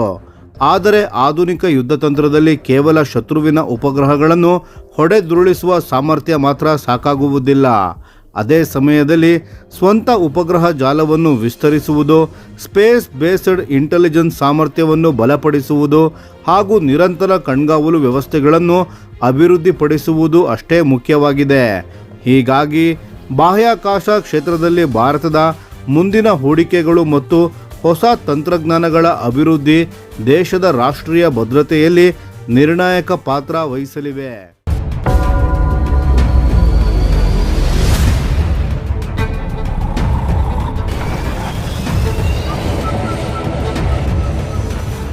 ಭಾರತದ ರಕ್ಷಣಾ ಮತ್ತು ಏರೋಸ್ಪೇಸ್ ಕ್ಷೇತ್ರದಲ್ಲಿ ಐತಿಹಾಸಿಕ ಮೈಲಿಗಲ್ಲು. ಮೊದಲ ಬಾರಿಗೆ ಖಾಸಗಿ ವಲಯದಲ್ಲಿ ನಿರ್ಮಾಣಗೊಂಡಿರುವ made in India C-295 military transport aircraft ಯಶಸ್ವಿಯಾಗಿ ತನ್ನ ಮೊದಲ ಪರೀಕ್ಷಾ ಹಾರಾಟವನ್ನು ಪೂರ್ಣಗೊಳಿಸಿದೆ. ಭಾರತದ ಟಾಟಾ ಅಡ್ವಾನ್ಸ್ಡ್ ಸಿಸ್ಟಮ್ಸ್ ಲಿಮಿಟೆಡ್ ಮತ್ತು ಏರ್ಬಸ್ ಸಂಸ್ಥೆಗಳು ಗುಜರಾತ್ನ ವಡೋದರಾದಲ್ಲಿರುವ ಫೈನಲ್ ಅಸೆಂಬ್ಲಿ ಲೈನ್ನಿಂದ ಮೊದಲ ಸ್ವದೇಶಿ C-295 ಮಿಲಿಟರಿ ಟ್ರಾನ್ಸ್ಪೋರ್ಟ್ ಏರ್ಕ್ರಾಫ್ಟ್ನ ಟೆಸ್ಟ್ ಫ್ಲೈಟ್ ಅನ್ನು ಯಶಸ್ವಿಯಾಗಿ ನಡೆಸಿದೆ. ಇದು ಭಾರತದಲ್ಲೇ ನಿರ್ಮಾಣವಾಗುತ್ತಿರುವ 40 C-295 ವಿಮಾನಗಳಲ್ಲಿ ಮೊದಲನೆಯದು ಎಂಬುದು ವಿಶೇಷ. ಈ ಸಾಧನೆ ಭಾರತದ ರಕ್ಷಣಾ ಉತ್ಪಾದನಾ ಸಾಮರ್ಥ್ಯವನ್ನು ಮತ್ತೊಂದು ಹಂತಕ್ಕೆ ಕೊಂಡೊಯ್ಯುವ ಮಹತ್ವದ ಹೆಜ್ಜೆಯಾಗಿದೆ. ಈ ಯಶಸ್ವಿ ಪರೀಕ್ಷಾ ಹಾರಾಟವು ವಿಮಾನದ ಪೋಸ್ಟ್ ಪ್ರೊಡಕ್ಷನ್ ಟೆಸ್ಟಿಂಗ್ ಪ್ರೊಸೆಸ್ನಲ್ಲಿ ಅತ್ಯಂತ ಪ್ರಮುಖ ಹಂತವಾಗಿದೆ. ಏರ್ಬಸ್ ಡಿಫೆನ್ಸ್ ಡಿವಿಷನ್ ಈ ಯೋಜನೆಯನ್ನು ಗೇಮ್ ಚೇಂಜರ್ ಎಂದು ಬಣ್ಣಿಸಿದ್ದು, ಭಾರತದ ಖಾಸಗಿ ವಲಯವು ಮೊದಲ ಬಾರಿಗೆ ಸಂಪೂರ್ಣ ಮಿಲಿಟರಿ ಏರ್ಕ್ರಾಫ್ಟ್ ಅನ್ನು ನಿರ್ಮಿಸುತ್ತಿರುವುದು ದೇಶದ ಏರೋಸ್ಪೇಸ್ ಇತಿಹಾಸದಲ್ಲೇ ಹೊಸ ಅಧ್ಯಾಯವಾಗಿದೆ ಎಂದು ತಿಳಿಸಿದೆ. ಏರ್ಬಸ್ ತನ್ನ ಅಧಿಕೃತ ಪ್ರಕಟಣೆಯಲ್ಲಿ ಈ ಯೋಜನೆಯ ಯಶಸ್ಸು Airbus, Tata advanced systems limited ಹಾಗೂ ದೇಶದ ವಿವಿಧ ಭಾಗಗಳಲ್ಲಿರುವ ಭಾರತೀಯ ಎಂಎಸ್ಎಂಇಗಳ ನಿರಂತರ ಪರಿಶ್ರಮದ ಫಲವಾಗಿದೆ ಎಂದು ಹೇಳಿದೆ. C-295 ಏರ್ಕ್ರಾಫ್ಟ್ಗೆ ಅಗತ್ಯವಿರುವ ಅನೇಕ ಪ್ರಮುಖ ಭಾಗಗಳನ್ನು ಭಾರತೀಯ ಕಂಪನಿಗಳೇ ತಯಾರಿಸುತ್ತಿದ್ದು, ಇದರ ಮೂಲಕ ಭಾರತ ಜಾಗತಿಕ ಏರೋಸ್ಪೇಸ್ ಉತ್ಪಾದನಾ ಕೇಂದ್ರವಾಗಿ ಬೆಳೆಯುವ ದಿಕ್ಕಿನಲ್ಲಿ ಸಾಗುತ್ತಿದೆ. ಈ ಮಹತ್ವದ ಯೋಜನೆಗೆ ನೀಡಿದ ಬೆಂಬಲ ಮತ್ತು ವಿಶ್ವಾಸಕ್ಕಾಗಿ Airbus Indian air force, ministry of defence ಹಾಗೂ ಗವರ್ನಮೆಂಟ್ ಆಫ್ ಇಂಡಿಯಾಗೆ ಕೃತಜ್ಞತೆ ಸಲ್ಲಿಸಿದೆ. ಇದೇ ವೇಳೆ ಇಂಡಿಯನ್ ಏರ್ಫೋರ್ಸ್ನ deputy chief of air staff air marshal Awadhesh Kumar Bharati Vadodara ವಡೋದರ ಘಟಕಕ್ಕೆ ಭೇಟಿ ನೀಡಿ ಭಾರತದಲ್ಲಿ ನಿರ್ಮಾಣವಾಗುತ್ತಿರುವ ಮೊದಲ C-295 ಏರ್ಕ್ರಾಫ್ಟ್ನ ಪ್ರಗತಿಯನ್ನು ಪರಿಶೀಲಿಸಿದ್ದಾರೆ. C-295 ಮಿಲಿಟರಿ ಟ್ರಾನ್ಸ್ಪೋರ್ಟ್ ಏರ್ಕ್ರಾಫ್ಟ್ ಭಾರತೀಯ ವಾಯುಪಡೆಯ ದಶಕಗಳಿಂದ ಸೇವೆ ಸಲ್ಲಿಸುತ್ತಿರುವ ಹಳೆಯ ಆವ್ರೋ 748 ಫ್ಲೀಟ್ ಅನ್ನು ಬದಲಾಯಿಸಲಿದೆ. ಈ ಮೀಡಿಯಂ ಟ್ಯಾಕ್ಟಿಕಲ್ ಟ್ರಾನ್ಸ್ಪೋರ್ಟ್ ಏರ್ಕ್ರಾಫ್ಟ್ ಅನ್ನು troops transports, cargo movement, medical evacuation ಹಾಗೂ ಸ್ಪೆಷಲ್ ಆಪರೇಷನ್ಸ್ಗಳು ಸೇರಿದಂತೆ ಹಲವು ಪ್ರಮುಖ ಕಾರ್ಯಾಚರಣೆಗಳಿಗಾಗಿ ವಿನ್ಯಾಸಗೊಳಿಸಲಾಗಿದೆ.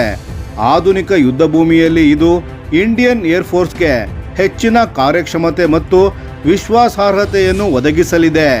ಗಮನಾರ್ಹ ಸಂಗತಿ ಎಂದರೆ ಟಾಟಾ ಮತ್ತು ಏರ್ಬಸ್ ನಡುವೆ ನಡೆದ ಒಪ್ಪಂದದ ಪ್ರಕಾರ ಒಟ್ಟು 56 C-295 ಏರ್ಕ್ರಾಫ್ಟ್ಗಳನ್ನು ಇಂಡಿಯನ್ ಏರ್ಫೋರ್ಸ್ಗೆ ಪೂರೈಸಲಾಗುತ್ತಿದೆ. ಅವುಗಳಲ್ಲಿ 16 ಏರ್ಕ್ರಾಫ್ಟ್ಗಳನ್ನು ಸ್ಪೇನ್ನಲ್ಲಿ ನಿರ್ಮಿಸಿ ಈಗಾಗಲೇ ಹಂತ ಹಂತವಾಗಿ ಭಾರತಕ್ಕೆ ನೀಡಲಾಗುತ್ತಿದೆ. ಉಳಿದ 40 ಏರ್ಕ್ರಾಫ್ಟ್ಗಳನ್ನು ಸಂಪೂರ್ಣವಾಗಿ ಭಾರತದಲ್ಲೇ ತಯಾರಿಸಲಾಗುತ್ತಿದೆ. ಈ ಯೋಜನೆಯಡಿ ಭಾರತದಲ್ಲಿ 85% ಹೆಚ್ಚು ಸ್ಟ್ರಕ್ಚರಲ್ ಅಸೆಂಬ್ಲಿ ಹಾಗೂ ಫೈನಲ್ ಅಸೆಂಬ್ಲಿ ನಡೆಯಲಿದೆ. ಸುಮಾರು 13,000ಕ್ಕೂ ಹೆಚ್ಚು ಏರ್ಕ್ರಾಫ್ಟ್ ಕಾಂಪೋನೆಂಟ್ಸ್ಗಳು ಭಾರತದಲ್ಲಿಯೇ ತಯಾರಿಸಲಾಗುತ್ತಿವೆ. ಇದಕ್ಕಾಗಿ 21 ವಿಶೇಷ ಉತ್ಪಾದನಾ ಪ್ರಕ್ರಿಯೆಗಳಿಗೆ ಪ್ರಮಾಣೀಕರಣ ನೀಡಲಾಗಿದ್ದು 37 ಭಾರತೀಯ ಸಪ್ಲೈಯರ್ಸ್ಗಳನ್ನು ಈ ಯೋಜನೆಗೆ ಸೇರಿಸಿಕೊಳ್ಳಲಾಗಿದೆ. ಇವುಗಳಲ್ಲಿ ಖಾಸಗಿ ಮತ್ತು ಸಾರ್ವಜನಿಕ ವಲಯದ ಸಂಸ್ಥೆಗಳು ಎರಡೂ ಸೇರಿವೆ. ಒಟ್ಟಾರೆ C-295 ಪ್ರೋಗ್ರಾಂ ಕೇವಲ ಒಂದು ವಿಮಾನ ನಿರ್ಮಾಣ ಯೋಜನೆಯಲ್ಲ, ಇದು ಭಾರತದ ಮೇಕ್ ಇನ್ ಇಂಡಿಯಾ ಮತ್ತು ಆತ್ಮನಿರ್ಭರ ಭಾರತದ ದೃಷ್ಟಿಕೋನದ ಶಕ್ತಿಯುತ ಪ್ರತೀಕವಾಗಿದೆ. ಮುಂದಿನ ದಿನಗಳಲ್ಲಿ ಭಾರತ ಜಾಗತಿಕ ರಕ್ಷಣಾ ಉತ್ಪಾದನಾ ಕ್ಷೇತ್ರದಲ್ಲಿ ಪ್ರಮುಖ ಪಾತ್ರ ವಹಿಸುವ ದಿಕ್ಕಿನಲ್ಲಿ ಈ ಯೋಜನೆ ಮಹತ್ವದ ಕೊಡುಗೆ ನೀಡಲಿದೆ.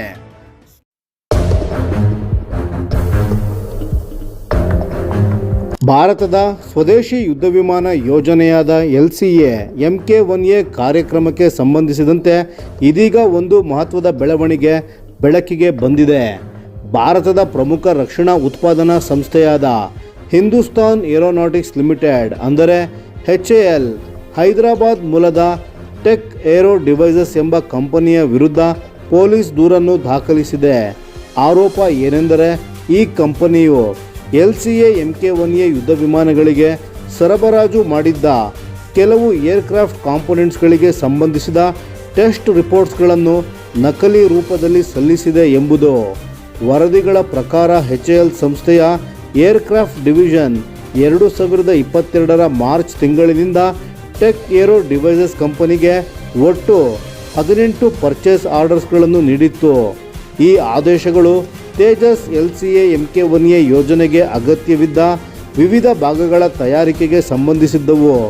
ಕಂಪನಿಯು ಸಲ್ಲಿಸಿದ್ದ ಮಾದರಿಗಳು, ತಾಂತ್ರಿಕ ದಾಖಲೆಗಳು ಮತ್ತು ಪರೀಕ್ಷಾ ವರದಿಗಳನ್ನು ಪರಿಶೀಲಿಸಿದ ನಂತರ HAL ಸಂಸ್ಥೆ ಟೆಕ್ ಏರೋ ಡಿವೈಸಸ್ಗೆ 35 ವಿಭಾಗಗಳ ಕಾಂಪೋನೆಂಟ್ಸ್ ಹಾಗೂ ಒಟ್ಟು 172 ಪ್ರತ್ಯೇಕ ಐಟಮ್ಸ್ಗಳನ್ನು ತಯಾರಿಸಲು ಅನುಮೋದನೆ ನೀಡಿತ್ತು. ಸಾಮಾನ್ಯವಾಗಿ ರಕ್ಷಣಾ ಉತ್ಪನ್ನಗಳ ಬಲ್ಕ್ ಡೆಲಿವರಿ ಸಮಯದಲ್ಲಿ ಪೂರೈಕೆದಾರರು ಒರಿಜಿನಲ್ ಟೆಸ್ಟ್ ಸರ್ಟಿಫಿಕೇಟ್ಸ್ಗಳನ್ನು ಸಲ್ಲಿಸಬೇಕಾಗುತ್ತದೆ. ಅದರಂತೆ ಟೆಕ್ ಏರೋ ಡಿವೈಸಸ್ ಸಂಸ್ಥೆಯು ಒಟ್ಟು 199 ಟೆಸ್ಟ್ ರಿಪೋರ್ಟ್ಸ್ಗಳನ್ನು HALಗೆ ಸಲ್ಲಿಸಿತ್ತು.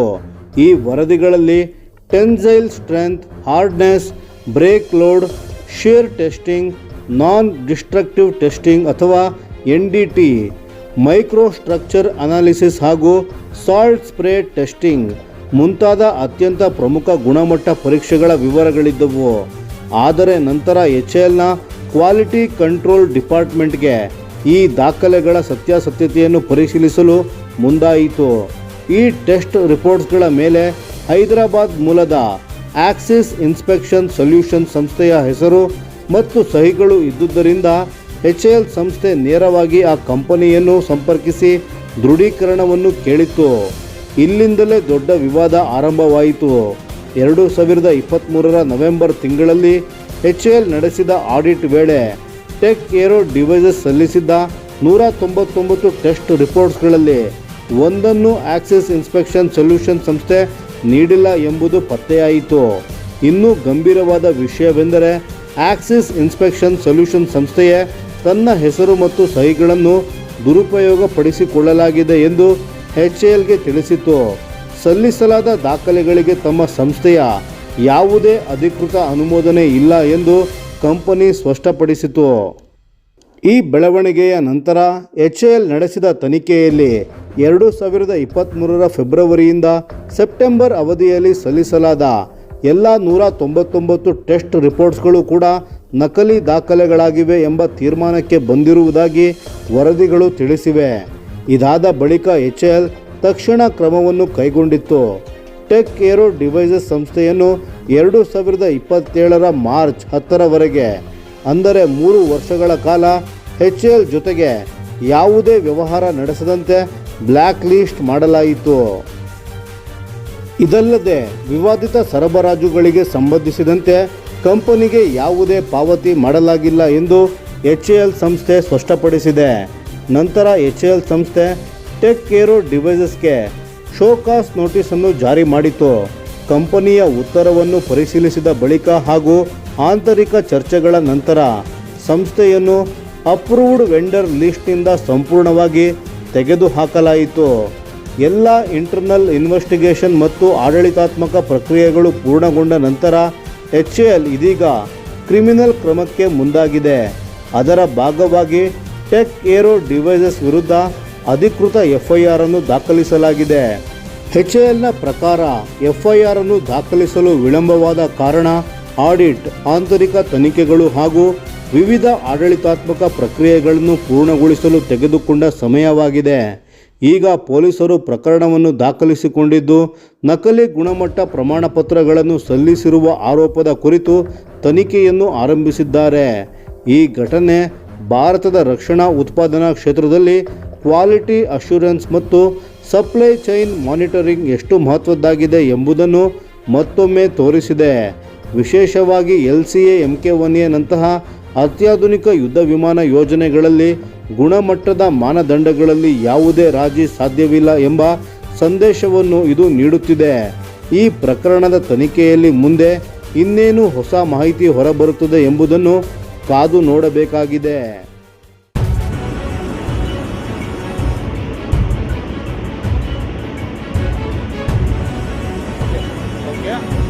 ಭಾರತದ ವಾಯು ರಕ್ಷಣಾ ಸಾಮರ್ಥ್ಯದಲ್ಲಿ ಮತ್ತೊಂದು ಮಹತ್ವದ ಮೈಲುಗಲ್ಲು ಸಾಧನೆಯಾಗಿರುವ ಸೂಚನೆ ಈಗ ಹೊರಬಿದ್ದಿದೆ. ಇತ್ತೀಚೆಗೆ ಬಹಿರಂಗಗೊಂಡಿರುವ AI ಆಧಾರಿತ ಸಿಮ್ಯುಲೇಷನ್ ಒಂದು DRDO ಅಭಿವೃದ್ಧಿಪಡಿಸಿರುವ ಆರುದ್ರ ಮೀಡಿಯಂ ಪವರ್ ರೆಡಾರ್ ಅಥವಾ ಆರುದ್ರ MPR ವಿಶ್ವದ ಅತ್ಯಾಧುನಿಕ ಸ್ಟೆಲ್ತ್ ಫೈಟರ್ ಜೆಟ್ಗಳಲ್ಲಿ ಒಂದಾದ Lockheed Martin F-35A lightning II ಅನ್ನು ಪತ್ತೆ ಹಚ್ಚಿ ಅದರ ಚಲನವಲನಗಳನ್ನು ನಿರಂತರವಾಗಿ ಗಮನಿಸಬಲ್ಲ ಸಾಮರ್ಥ್ಯವನ್ನು ಪ್ರದರ್ಶಿಸಿದೆ. ಈ ಸಿಮ್ಯುಲೇಷನ್ನಲ್ಲಿ F-35A ಸ್ಟೆಲ್ತ್ ಫೈಟರ್ ಭಾರತೀಯ ವಾಯುಪಡೆಯ integrated air command and control system ಅಂದರೆ IACCS ನೆಟ್ವರ್ಕ್ ಒಳಗೆ ಹೇಗೆ ಪತ್ತೆಯಾಗುತ್ತದೆ ಎಂಬುದನ್ನು ವಿವರವಾಗಿ ತೋರಿಸಲಾಗಿದೆ. ರಕ್ಷಣಾ ವಿಶ್ಲೇಷಕ ವ್ಯಾರಿಯರ್ ಇನ್ 49033 ಅವರು ತಮ್ಮ X ಸಾಮಾಜಿಕ ಜಾಲತಾಣದಲ್ಲಿ ಹಂಚಿಕೊಂಡಿರುವ ಈ ಸಿಮ್ಯುಲೇಷನ್ ಸ್ಟೆಲ್ತ್ ಏರ್ಕ್ರಾಫ್ಟ್ಗಳಿಗೆ ಇರುವ ಪ್ರಮುಖ ಲಾಭಗಳನ್ನು ಆರುದ್ರ ರೆಡಾರ್ ಹೇಗೆ ಕಡಿಮೆ ಮಾಡಬಲ್ಲದು ಎಂಬುದು ಸ್ಪಷ್ಟವಾಗಿ ವಿವರಿಸುತ್ತದೆ. ಆರುದ್ರ ರೆಡಾರ್ನಲ್ಲಿ ಬಳಸಲಾಗಿರುವ AESA ಟೆಕ್ನಾಲಜಿ ಹಾಗೂ ಎಲೆಕ್ಟ್ರಾನಿಕ್ ಬೀಮ್ ಸ್ಟಿಯರಿಂಗ್ ತಂತ್ರಜ್ಞಾನಗಳ ನೆರವಿನಿಂದ ರೆಡಾರ್ ನಿರಂತರವಾಗಿ ರಿಯಲ್ ಟೈಮ್ ಮಾಹಿತಿಯನ್ನು ಸಂಸ್ಕರಿಸುತ್ತದೆ. ಇದರ ಮೂಲಕ ಸ್ಟೆಲ್ತ್ ಏರ್ಕ್ರಾಫ್ಟ್ಗಳ ಅತಿ ಕಡಿಮೆ ರೆಡಾರ್ ಸಿಗ್ನೇಚರ್ಗಳನ್ನು ಗುರುತಿಸುವುದು, ಅವುಗಳ ಚಲನೆಯ ದಿಕ್ಕನ್ನು ಅನುಸರಿಸುವುದು ಹಾಗೂ ಅಗತ್ಯವಾದ ಪ್ರತಿಕ್ರಿಯೆ ಆಯ್ಕೆಗಳನ್ನು ಲೆಕ್ಕಾಚಾರ ಮಾಡುವ ಸಾಮರ್ಥ್ಯ ದೊರೆಯುತ್ತದೆ. ಇದಕ್ಕೆ ಬೆನ್ನೆಲುಬಾಗಿ ಕಾರ್ಯನಿರ್ವಹಿಸುವುದು ಭಾರತೀಯ ವಾಯುಪಡೆಯ IACCS ವ್ಯವಸ್ಥೆ. ಇದನ್ನು ಭಾರತೀಯ ವಾಯುಪಡೆಯ ಡಿಜಿಟಲ್ ನರಮಂಡಲ ಎಂದು ಕರೆಯಬಹುದು. ಅತ್ಯಂತ ಸುರಕ್ಷಿತ AFNET ನೆಟ್ವರ್ಕ್ ಮೇಲೆ ಕಾರ್ಯನಿರ್ವಹಿಸುವ ಈ ವ್ಯವಸ್ಥೆ ದೇಶದಾದ್ಯಂತ ಇರುವ ಸೇನಾ ಮತ್ತು ನಾಗರಿಕ ಸೆನ್ಸಾರ್ಗಳಿಂದ ಬರುವ ಮಾಹಿತಿಯನ್ನು ಒಂದೇ ಜಾಲದಲ್ಲಿ ಒಗ್ಗೂಡಿಸಿ ಸಂಪೂರ್ಣ ವಾಯು ಪ್ರದೇಶದ ಏಕೀಕೃತ ಚಿತ್ರಣವನ್ನು ನಿರ್ಮಿಸುತ್ತದೆ. ಸಿಮ್ಯುಲೇಷನ್ ವೇಳೆ ಆರುದ್ರ ರೆಡಾರ್ ನಿರಂತರವಾಗಿ ಟಾರ್ಗೆಟ್ನ ಲೈವ್ ಕೋಆರ್ಡಿನೇಟ್ಸ್ಗಳನ್ನು IACCSಗೆ ಕಳುಹಿಸುತ್ತಿತ್ತು.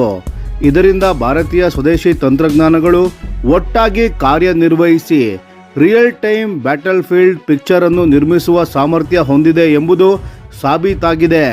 ಈ ಸಾಮರ್ಥ್ಯಗಳು ಮಿಷನ್ ಸುದರ್ಶನ ಚಕ್ರ ಎಂಬ ಭಾರತದ ಮಹತ್ವಾಕಾಂಕ್ಷೆಯ ರಾಷ್ಟ್ರೀಯ ವಾಯು ರಕ್ಷಣಾ ಯೋಜನೆಯ ಪ್ರಮುಖ ಭಾಗವಾಗಿದೆ. 2035ರ ವೇಳೆಗೆ ಪೂರ್ಣ ಪ್ರಮಾಣದಲ್ಲಿ ಕಾರ್ಯಾರಂಭ ಮಾಡುವ ಗುರಿಯನ್ನು ಹೊಂದಿರುವ ಈ ಯೋಜನೆಯಡಿ DRDO ಮತ್ತು ಭಾರತೀಯ ವಾಯುಪಡೆ ಸೇರಿ ಅತ್ಯಾಧುನಿಕ ಆಂಟಿ ಸ್ಟೆಲ್ತ್ ರೆಡಾರ್ ನೆಟ್ವರ್ಕ್ ಅನ್ನು ನಿರ್ಮಿಸುತ್ತಿವೆ. ಈ ನೆಟ್ವರ್ಕ್ ಅನ್ನು ಅಮೆರಿಕಾದ F-35, ರಷ್ಯಾದ Su-57 ಹಾಗೂ ಚೀನಾದ J-35 ಸೇರಿದಂತೆ ಆಧುನಿಕ ಸ್ಟೆಲ್ತ್ ಫೈಟರ್ ಜೆಟ್ಗಳನ್ನು ಪತ್ತೆ ಹಚ್ಚುವ ಉದ್ದೇಶದಿಂದ ಅಭಿವೃದ್ಧಿಪಡಿಸಲಾಗುತ್ತಿದೆ. ನಿಜವಾದ ಯುದ್ಧ ಪರಿಸ್ಥಿತಿಗಳಿಗೆ ಹೋಲಿಸಿದರೆ ಕಂಪ್ಯೂಟರ್ ಸಿಮ್ಯುಲೇಷನ್ ಸಂಪೂರ್ಣ ಪರ್ಯಾಯವಾಗುವುದಿಲ್ಲ. ಆದರೂ ಈ AI ಆಧಾರಿತ ಸಿಮ್ಯುಲೇಷನ್ ಬಹಳ ಮಹತ್ವದ ಮಾಹಿತಿಯನ್ನು ಒದಗಿಸುತ್ತದೆ. ವಿಶೇಷವಾಗಿ ಆರುದ್ರದ 4D ರೆಡಾರ್ ವ್ಯವಸ್ಥೆಯ ಮಲ್ಟಿ ಬ್ಯಾಂಡ್ ಫ್ರೀಕ್ವೆನ್ಸೀಸ್ ಸ್ಟೆಲ್ತ್ ಕೋಟಿಂಗ್ಗಳ ಪರಿಣಾಮವನ್ನು ಹೇಗೆ ಕಡಿಮೆ ಮಾಡಬಲ್ಲವು, ಕಡಿಮೆ ರೆಡಾರ್ ಕ್ರಾಸ್ ಸೆಕ್ಷನ್ ಹೊಂದಿರುವ ವಿಮಾನಗಳ ಹಾರಾಟದ ಮಾರ್ಗವನ್ನು ದೂರದಿಂದಲೇ ಹೇಗೆ ಗುರುತಿಸಬಹುದು ಹಾಗೂ IACCS ವ್ಯವಸ್ಥೆ ಎಷ್ಟು ವೇಗವಾಗಿ ನಿರ್ಧಾರಗಳನ್ನು ತೆಗೆದುಕೊಳ್ಳಬಲ್ಲದು ಎಂಬುದನ್ನು ಪರೀಕ್ಷಿಸಲಾಗಿದೆ.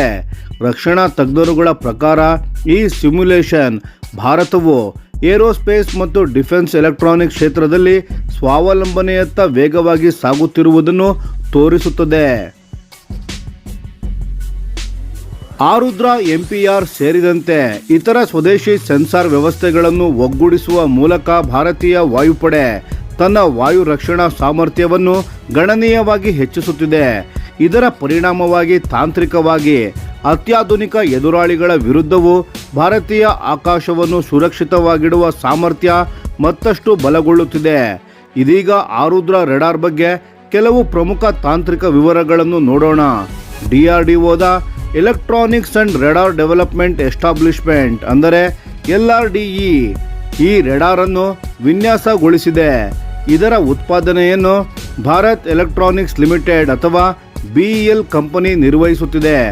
ಆರುದ್ರ ಒಂದು S band rotating active phased array 4D radar ಆಗಿದ್ದು ಇದರ ಗರಿಷ್ಠ ಇನ್ಸ್ಟ್ರೂಮೆಂಟೆಡ್ ರೇಂಜ್ ಸುಮಾರು 400 ಕಿಲೋಮೀಟರ್ ಆಗಿದೆ. ಕೇವಲ 2 square metre radar cross section ಹೊಂದಿರುವ ಸಣ್ಣ ಗುರಿಯನ್ನು ಸುಮಾರು 300 ಕಿಲೋಮೀಟರ್ ದೂರದಿಂದ ಪತ್ತೆ ಹಚ್ಚುವ ಸಾಮರ್ಥ್ಯ ಇದಕ್ಕಿದೆ. ಇದು 100 ಮೀಟರ್ ಎತ್ತರದಿಂದ ಹಿಡಿದು 30 ಕಿಲೋಮೀಟರ್ ಎತ್ತರದವರೆಗೆ ಗುರಿಗಳನ್ನು ಸ್ಕ್ಯಾನ್ ಮಾಡಬಲ್ಲದು. Solid state transmitter module, high speed electronic beam steering ಹಾಗೂ ಆಟೋಮ್ಯಾಟಿಕ್ ಟಾರ್ಗೆಟ್ ಕ್ಲಾಸಿಫಿಕೇಶನ್ ಮುಂತಾದ ಅತ್ಯಾಧುನಿಕ ವೈಶಿಷ್ಟ್ಯಗಳನ್ನು ಹೊಂದಿರುವ ಆರುದ್ರ ರೆಡಾರ್ ಈಗ ಹಳೆಯ ರೆಡಾರ್ ವ್ಯವಸ್ಥೆಗಳ ಸ್ಥಾನವನ್ನು ಕ್ರಮೇಣ ಪಡೆದುಕೊಳ್ಳುತ್ತಿದೆ.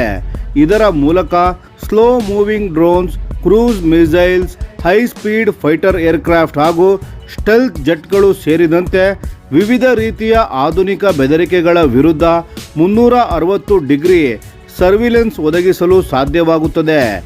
ಒಟ್ಟಾರೆಯಾಗಿ ನೋಡಿದರೆ ಆರುದ್ರ ರೆಡಾರ್ ಮತ್ತು IACCS ಸಂಯೋಜನೆ ಭಾರತೀಯ ವಾಯು ರಕ್ಷಣಾ ವ್ಯವಸ್ಥೆಗೆ ಹೊಸ ಶಕ್ತಿಯನ್ನು ನೀಡುತ್ತಿದೆ. ಮುಂದಿನ ವರ್ಷಗಳಲ್ಲಿ ಇನ್ನಷ್ಟು ಸುಧಾರಿತ ರಡಾರ್ ವ್ಯವಸ್ಥೆಗಳು ಸೇವೆಗೆ ಸೇರುವುದರೊಂದಿಗೆ ಜಾಗತಿಕ ಮಟ್ಟದಲ್ಲಿ ಸ್ವದೇಶಿ ಡಿಫೆನ್ಸ್ ಎಲೆಕ್ಟ್ರಾನಿಕ್ಸ್ ಕ್ಷೇತ್ರದಲ್ಲಿ ಭಾರತ ತನ್ನ ಸ್ಥಾನವನ್ನು ಮತ್ತಷ್ಟು ಬಲಪಡಿಸಲಿದೆ.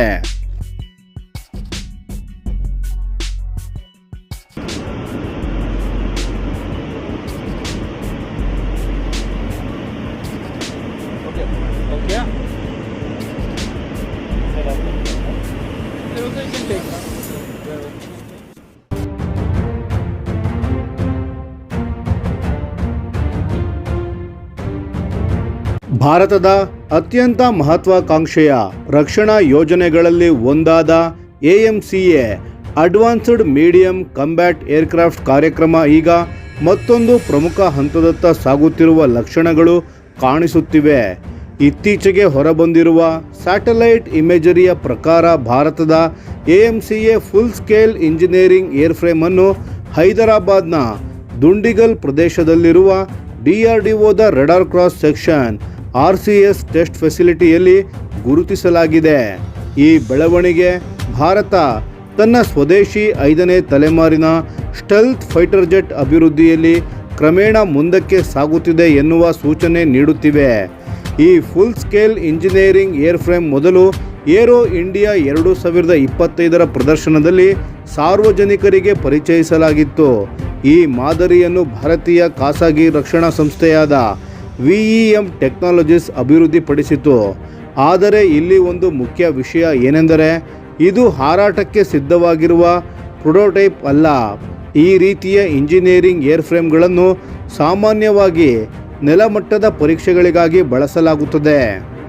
ಉದಾಹರಣೆಗೆ ವಿವಿಧ ಸಿಸ್ಟಮ್ಸ್ಗಳ ಅಳವಡಿಕೆ ಹೇಗೆ ನಡೆಯುತ್ತದೆ, ಮೇಂಟೆನೆನ್ಸ್ ಸಮಯದಲ್ಲಿ ತಾಂತ್ರಿಕ ಸಿಬ್ಬಂದಿಗೆ ಪ್ರವೇಶ ಎಷ್ಟು ಸುಲಭವಾಗುತ್ತದೆ, ಕಾಕ್ಪಿಟ್ ಮತ್ತು ಏರ್ಕ್ರಾಫ್ಟ್ ವಿನ್ಯಾಸ ಎಷ್ಟು ಅನುಕೂಲಕರವಾಗಿದೆ, ಸೆನ್ಸಾರ್ ಹಾಗೂ ಏವಿಯಾನಿಕ್ಸ್ ವ್ಯವಸ್ಥೆಗಳು ಸರಿಯಾಗಿ ಹೊಂದಿಕೆಯಾಗುತ್ತವೆಯೇ ಎಂಬುದನ್ನು ಪರೀಕ್ಷಿಸಲಾಗುತ್ತದೆ. ಈಗ ಇದೇ ಏರ್ಫ್ರೇಮ್ ಅನ್ನು RCS ಮೆಜರ್ಮೆಂಟ್ ಫೆಸಿಲಿಟಿಯಲ್ಲಿ ಪರೀಕ್ಷೆಗೆ ಒಳಪಡಿಸುತ್ತಿರುವುದು ವಿಶೇಷ ಗಮನ ಸೆಳೆಯುತ್ತಿದೆ. ಹಾಗಾದರೆ RCS ಅಂದರೆ ಏನು? ಸರಳವಾಗಿ ಹೇಳುವುದಾದರೆ ರಡಾರ್ ಕ್ರಾಸ್ ಸೆಕ್ಷನ್ ಎಂದರೆ ಒಂದು ಏರ್ಕ್ರಾಫ್ಟ್ ಮೇಲೆ ರೆಡಾರ್ ಅಲೆಗಳು ಬಿದ್ದಾಗ ಅದು ಎಷ್ಟು ಪ್ರಮಾಣದಲ್ಲಿ ಹಿಂದಿರುಗಿ ಪ್ರತಿಫಲಿಸುತ್ತದೆ ಎಂಬುದನ್ನು ಅಳೆಯುವ ವಿಧಾನ. ಒಂದು ಸ್ಟೆಲ್ತ್ ಫೈಟರ್ ಜೆಟ್ ಯಶಸ್ವಿಯಾಗಬೇಕಾದರೆ ಅದು ರೆಡಾರ್ಗೆ ಸಾಧ್ಯವಾದಷ್ಟು ಕಡಿಮೆ ಕಾಣಿಸಬೇಕು. ಅದಕ್ಕಾಗಿ ಏರ್ಕ್ರಾಫ್ಟನ್ನು ಬೇರೆ ಬೇರೆ ಕೋನಗಳಲ್ಲಿ ಹಾಗೂ ವಿಭಿನ್ನ ಫ್ರೀಕ್ವೆನ್ಸಿಗಳಲ್ಲಿ ಪರೀಕ್ಷೆ ಮಾಡಿ ಯಾವ ಭಾಗಗಳಿಂದ ಹೆಚ್ಚು ರೆಡಾರ್ ಸಿಗ್ನೇಚರ್ ಉತ್ಪತ್ತಿಯಾಗುತ್ತಿದೆ ಎಂಬುದನ್ನು ಇಂಜಿನಿಯರ್ಗಳು ಪತ್ತೆ ಹಚ್ಚುತ್ತಾರೆ. ಅದಾದ ನಂತರ ವಿನ್ಯಾಸದಲ್ಲಿ ಅಗತ್ಯ ಬದಲಾವಣೆಗಳನ್ನು ಮಾಡಿ ಸ್ಟೆಲ್ತ್ ಸಾಮರ್ಥ್ಯವನ್ನು ಇನ್ನಷ್ಟು ಸುಧಾರಿಸಲಾಗುತ್ತದೆ. ಆದರೆ ಇಲ್ಲಿ ಮತ್ತೊಂದು ಕುತೂಹಲಕಾರಿ ಮಾಹಿತಿ ಇದೆ. ದುಂಡಿಗಲ್ನಲ್ಲಿ ಕಂಡುಬಂದಿರುವ ಈ ಇಂಜಿನಿಯರಿಂಗ್ ಮಾಡೆಲ್ AMCAಯ ಇತ್ತೀಚಿನ ಅಂತಿಮ ವಿನ್ಯಾಸವಲ್ಲ ಎಂದು ವರದಿಗಳು ಸೂಚಿಸುತ್ತಿವೆ. ಏಕೆಂದರೆ ಏರೋ ಇಂಡಿಯಾ 2025ರಲ್ಲಿ ಪ್ರದರ್ಶಿಸಲಾದ ಮಾದರಿಯಲ್ಲಿ ಹೊಸದಾಗಿ ಸೇರಿಸಲಾದ diverter less supersonic inlet DSI ವ್ಯವಸ್ಥೆ ಇರಲಿಲ್ಲ.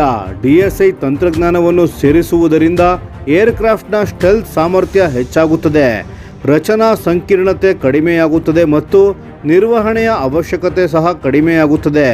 ಸಾಂಪ್ರದಾಯಿಕ ಬೌಂಡರಿ ಲೇಯರ್ ವ್ಯವಸ್ಥೆಯನ್ನು ತೆಗೆದುಹಾಕುವುದರಿಂದ ಏರ್ಕ್ರಾಫ್ಟ್ ಹೆಚ್ಚು ಪರಿಣಾಮಕಾರಿಯಾಗಿ ಕಾರ್ಯನಿರ್ವಹಿಸುವ ಸಾಧ್ಯತೆ ಇದೆ. ಆದರೆ ಇದರಿಂದ ಚಿಂತಿಸುವ ಅಗತ್ಯವಿಲ್ಲ. ವಾಸ್ತವವಾಗಿ ಇಂತಹ ಪರಿಸ್ಥಿತಿ ಅತ್ಯಾಧುನಿಕ ಫೈಟರ್ ಜೆಟ್ಗಳ ಅಭಿವೃದ್ಧಿ ಯೋಜನೆಗಳಲ್ಲಿ ಸಾಮಾನ್ಯವಾಗಿದೆ. ಅಂತಿಮ ವಿನ್ಯಾಸ ನಿಗದಿಯಾಗುವ ಮೊದಲೇ ಹಲವು ಇಂಜಿನಿಯರಿಂಗ್ ಮಾಡೆಲ್ಸ್ ಮತ್ತು ಗ್ರೌಂಡ್ ಟೆಸ್ಟ್ ಏರ್ಫ್ರೇಮ್ಸ್ ಅನ್ನು ನಿರ್ಮಿಸಿ ಪರೀಕ್ಷಿಸಲಾಗುತ್ತದೆ. ಇದರಿಂದ ಹಾರಾಟದ ಪ್ರೊಟೋಟೈಪ್ ಸಿದ್ಧವಾಗುವ ಮೊದಲು ಅನೇಕ ತಾಂತ್ರಿಕ ಅಪಾಯಗಳನ್ನು ಕಡಿಮೆ ಮಾಡಬಹುದು. RCS ಪರೀಕ್ಷೆಗಳಿಂದ ಸಂಗ್ರಹವಾಗುವ ಮಾಹಿತಿಯನ್ನು ನಂತರದ ವಿನ್ಯಾಸಗಳ ಸುಧಾರಣೆಗೆ ಬಳಸಲಾಗುತ್ತದೆ. ಹೀಗಾಗಿ ಸ್ಯಾಟಲೈಟ್ ಚಿತ್ರಗಳಲ್ಲಿ ಕಂಡುಬಂದಿರುವ ಈ ಏರ್ಫ್ರೇಮ್ ಅನ್ನು AMCAಯ ಅಂತಿಮ ಉತ್ಪಾದನಾ ರೂಪ ಎಂದು ಅರ್ಥೈಸಬಾರದು. ಬದಲಾಗಿ ಭಾರತ ತನ್ನ ಮುಂದಿನ ತಲೆಮಾರಿನ ಸ್ಟೆಲ್ತ್ ಫೈಟರ್ ಜೆಟ್ ಅಭಿವೃದ್ಧಿಯಲ್ಲಿ ಕ್ರಮಬದ್ಧವಾಗಿ ಪರೀಕ್ಷೆಗಳನ್ನು ಮುಂದುವರೆಸುತ್ತಿದೆ ಎಂಬುದಕ್ಕೆ ಇದು ಮತ್ತೊಂದು ಮಹತ್ವದ ಸಂಕೇತವಾಗಿದೆ. ಮೊದಲ ಪ್ರೊಟೋಟೈಪ್ ಆಕಾಶಕ್ಕೆ ಏರಿಸುವ ಮೊದಲು ಇಂತಹ ಗ್ರೌಂಡ್ ವ್ಯಾಲಿಡೇಷನ್ ಹಾಗೂ ಸಿಸ್ಟಮ್ ಇಂಟಿಗ್ರೇಷನ್ ಪರೀಕ್ಷೆಗಳು ಭವಿಷ್ಯದ ಯಶಸ್ಸಿಗೆ ಅತ್ಯಂತ ನಿರ್ಣಾಯಕವಾಗುತ್ತವೆ. ಭಾರತದ AMCA ಕಾರ್ಯಕ್ರಮ ಈಗ ನಿಧಾನವಾಗಿ ಆದರೆ ಸ್ಥಿರವಾಗಿ ಮುಂದಿನ ಹಂತಗಳತ್ತ ಸಾಗುತ್ತಿದೆ. ಇದೀಗ ಪ್ರಶ್ನೆ ಒಂದೇ, ಭಾರತದ ಮೊದಲ ಸಂಪೂರ್ಣ ಸ್ವದೇಶಿ 5th generation stealth fighter jet ಯಾವಾಗ ಆಕಾಶಕ್ಕೇರುತ್ತದೆ ಎಂದು. ಸ್ನೇಹಿತರೆ, ಈ ವಿಷಯದ ಬಗ್ಗೆ ನಿಮ್ಮ ಅನಿಸಿಕೆ ಮತ್ತು ಅಭಿಪ್ರಾಯಗಳನ್ನು ದಯವಿಟ್ಟು ಕಾಮೆಂಟ್ನಲ್ಲಿ ತಿಳಿಸಿ. ಧನ್ಯವಾದಗಳು.